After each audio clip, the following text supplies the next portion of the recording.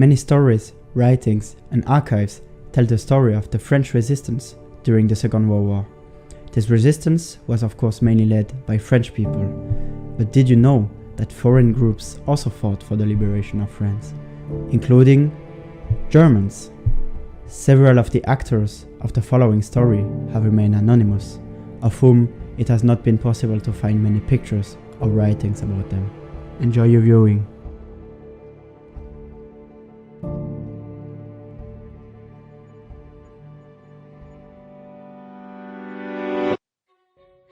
The context of this story begins in Spain in the 1930s. After being hit hard by the economic crisis of 1929, Spain was plunged into deep political instability. In 1930, King Alphonse XIII succeeded in getting rid of the military dictator Miguel Primo de Rivera. In 1931, the Socialists and Republicans declared the overthrow of the monarchy, and the king was sent into exile. This is where the real trouble starts. The nationalists under the Franco dictator try to regain power. The Spanish Civil War has begun. We will focus on one man, a man called François Rouen. He is a public works engineer and is convinced that left-wing ideals must continue to exist at all costs. In 1936, he deserted the French army and joined the International Brigades, resistance units formed by the Communist International, convinced that if the Republic was not defended in Madrid, war with Germany in France would be inevitable. There, he met Germans who, like him, had gone to fight against fascism. In June 1940, France surrendered to Germany. François Rouen tried to join the resistance network La France Libre, founded by the General de Gaulle. He was then arrested by the Vichy regime, which promoted collaboration with Germany and the tracking down of resistance fighters. He managed to escape from Fort Saint-Jean in Marseille and began a life of underground resistance. Two dates are important for understanding the emergence of resistance movements in France. On the 13th of January 1943, the Vichy regime created the French militia, a French political and paramilitary organization in response to a demand made by Adolf Hitler to Pierre Laval on the 19th of December 1942.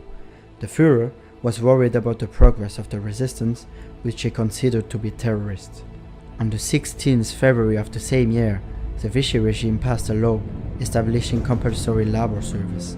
Hundreds of thousands of Frenchmen were thus requisitioned and sent to Germany to participate in the German war effort. From the beginning of the occupation, resistance fighters isolated themselves to organize the fight against Nazi Germany.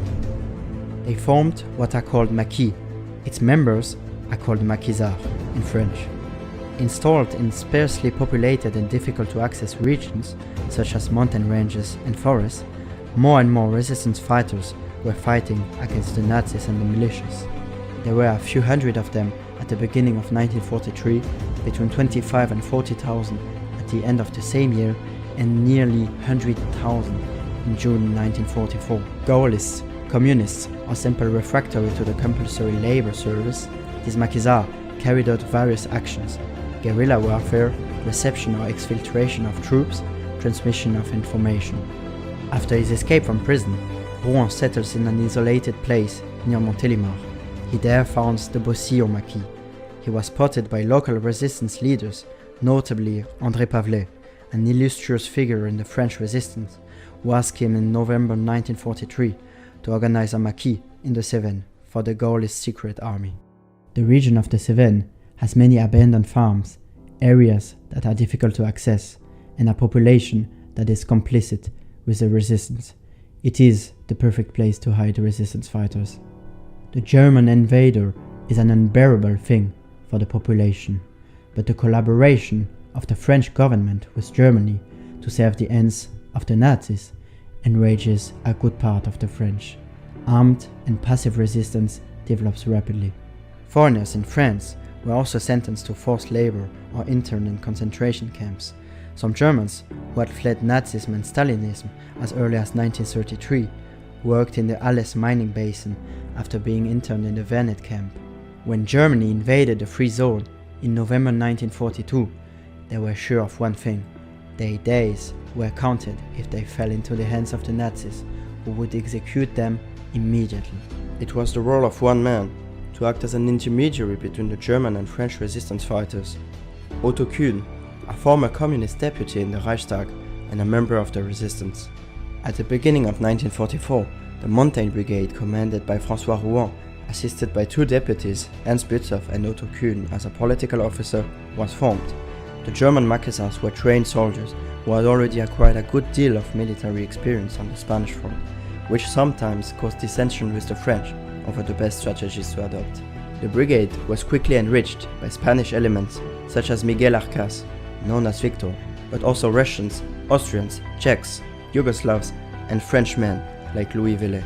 Two German women were also active in the Maquis, taking on important roles such as passing the mail or caring for wounded resistance fighters.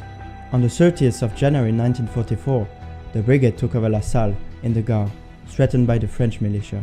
It marched there and laid a wreath at the war memorial in front of a stunned population. They then moved to the abandoned village of La Fare, further north and higher up. Their presence will cause an unexpected surge of solidarity. The bakers, hoteliers and various craftsmen of the surrounding villages set to work and offered their help. It would have been hard to believe if it had been told, but the German strangers were adopted by the people of the Cevennes, considered comrades in a common struggle. The people admired their unfailing motivation to defeat the invaders. A local pastor, member of the resistance, recounts, "So I said to these Germans, 'But how can you Germans relate to the German youth who are in uniform? How can you fight against your country?' This was for me, as a young person, the element that upset me the most, and I was immediately reassured that their conscience had been cleared up. They told me, 'Our children may be in front of us, but that doesn't matter. The struggle is worth more than our children.'" The first weapons were supplied to them by local farmers, Mausers from the First World War, which are now used for hunting. They even managed to get uniforms from military units of the Vichy regime. Unfortunately, the more the resistance fighters meet the locals, the greater the risk of being detected. On the 12th of February 1944, La Fare was attacked by 120 French government gendarmes. The Maquisards, outnumbered and outgunned but warned, managed to escape. Once again forced to roam, they found refuge further south, in an interesting area. Two other Maquis were present in the same sector, one composed of STO refractory soldiers and the other called Bir Hakem, originating from the southwest of France. At the head, a man, Jean Capel, who was nicknamed Barreau. The three Maquis joined forces and shared weapons. They totaled 120 men. They settled in the castle of the village of Saint-Étienne-Vallée Française. On the 7th of April 1944, Barreau's men annihilated a patrol of 4 German military policemen. In retaliation, 200 men attacked the village of Saint-Étienne. The Maquisards retreated and the Germans looted the place and set fire to the castle. Bir Hakem took 2 German prisoners and shot them. The German anti-fascists and Rouen wanted to change location to minimize the risk for the local population. Barreau did not agree with that idea. The three Maquis then entered into a disagreement on how to operate. Some of the Germans were skilled strategists from the Spanish Civil War, while the French command had a little less experience. Despite the dissensions, they stayed together. On the 12th of April 1944, the 120 Maquisards were surrounded by 2,000 Germans of the 9th Panzer Division at Saint-Germain-de-Calbert. What the German soldiers would never have feared happened. They were facing other Germans and suddenly heard contrary orders, calls and names in their mother tongue. The soldiers were at a loss and became disorganized. François Rouen escaped death in an incredible way. His group was surrounded by the SS soldiers. He was hiding in a waterhole with 3 other German Maquisards. One of them, Hermann Mayer, had an SS grenade launcher pulled a pin out of a delayed explosion grenade and started to count. He waited for the number 21 before shooting him. The grenade then explodes within the SS group, saving Rouen and his German comrades from certain death. The Germans withdrew against all odds on the 13th of April, perhaps because of the false news of an Allied landing at Agde. Despite the death of one of their own, Louis Villet, the resistance fighters successfully defended their position against an opponent 16 times more numerous and better equipped. While Barreau and his men had gone to the Aero region to retrieve a parachute load of weapons, the men of the Montaigne Brigade were attacked by 600 gendarmes forcibly mobilized at the castle of Fons. They managed to escape, but the castle was set on fire. Barrow's men found the castle destroyed on their return and took refuge in the village of La Borie-la-Parade. In the early hours of the next day, the village was surrounded. 25 Maquisards were killed, including Barrow. The remaining 27 men surrendered with the promise that they would be considered prisoners of war. They were taken to the town of Mende, handed over to the Gestapo, tortured and shot. From this point on, the BRKM group no longer exists. The occupying forces will once again use such methods to weaken the Montaigne Brigade. French Waffen-SS disguised as Maquisards, traveling in 3 cars, kidnapped one of the resistance fighters and under torture made him agree to a meeting to ambush the other Maquisards. They managed to kill more than 30 resistance fighters, including the 2 women of the Maquis. It was too hard a blow to go unpunished. The Maquisards ambushed the Waffen-SS on the 5th of June at Collet-de-Dez. 14 of the 17 French Nazis were killed. The following day, the news of the Allied landing spread throughout the country. From then on, the occupying troops and the French collaborators no longer ventured into the Seven Mountains. The Maquis grew and structured themselves, reinforced by deserters from the Wehrmacht. These men will officially form the 104th Company, known as the German Company. This one will take part in the fight of the liberation in the department of Gard. On the evening of the 23rd of August, the company hid a Wehrmacht train to infiltrate the town of Nîmes. The next morning, they liberated the town and took down the swastika flag from the barracks to replace it with the French flag.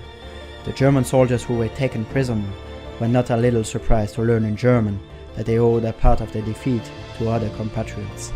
On the 4th of September 1944, the 104th Company took part in a parade for the liberation of Nîmes, proudly waving the tricolor flag. I hope that through this video I have been able to give you an insight into these anonymous people with a little known history and who fought for a land that was not their own, demonstrating that there are values higher than mere national belonging. They were the precursors of a Europe driven by an international vision of history. Thank you for watching and see you next time.